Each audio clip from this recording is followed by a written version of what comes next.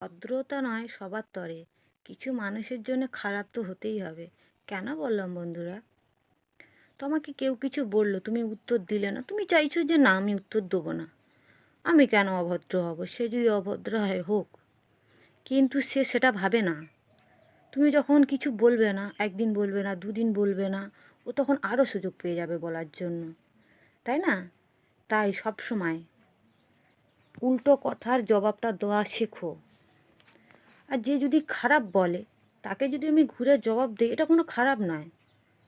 তুমি আমাকে যদি ঠিক মতন সম্মান করো, আমি তো তোমাকে সম্মান করব। ছোট হোক বড় হোক, তাকে সম্মান অবশ্যই দিতে হবে। তাহলে তুমি যদি আমাকে সম্মান না করো, তাহলে আমি তোমাকে কী করে সম্মান দেবো, তাই না? ওই জন্যে বলে, ইট মারলে পাটকেলটা তো খেতেই হবে। তাই কিছু মানুষকে জবাব দিলে তারা যদি দূরে সরে যায়, কোনো কষ্ট পেও না। কষ্ট পাওয়ার কোনো প্রয়োজন নেই। কারণ ওইসব মানুষ কোনো দিন মানুষকে ভালো কথা বলতে জানে না, সবসময় খারাপটাই দেখে আর খারাপ কথাটাই বলে। তাই জবাবটা মুখের উপরে দিতে শেখো। ঠিক আছে বন্ধুরা, টাটা।